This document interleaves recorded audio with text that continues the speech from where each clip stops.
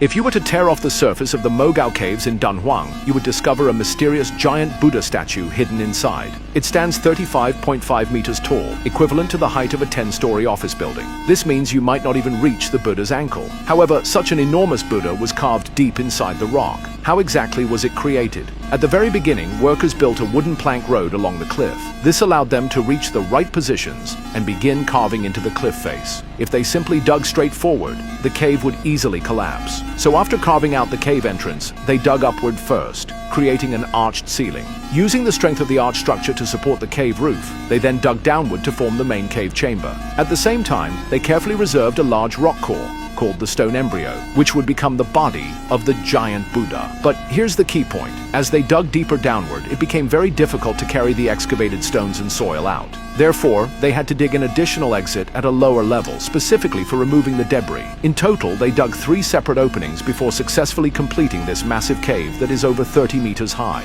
Next came the shaping of the Buddha statue. First, they chiseled numerous holes into the rock and inserted wooden stakes to form the basic skeleton armature of the Buddha. Then, they applied layers of clay to build up and refine the details. The clay was applied in 3 distinct layers. The first layer was coarse clay, mixed with wheat straw. The second layer was finer clay, mixed with cotton. The third layer was a smooth finishing clay, mixed with egg white and rice paste. While the clay was drying, artisans continuously used smoothing knives to press, compact, and polish the surface, making it smooth and lustrous. Finally, they painted the statue with vibrant colors to bring it to life. Of course, the walls surrounding such a magnificent Buddha could not be left plain. They too were coated layer by layer with fine, soft clay. Then, using precious mineral pigments, artisans painted exquisite murals on the walls. Only then was the interior of the cave truly complete. But don't celebrate just yet. At this stage, the cave still lacked a proper facade. So, built directly against the cliff face, they constructed a grand 9-story pavilion. As soon as people saw this towering wooden structure, they knew this Buddha cave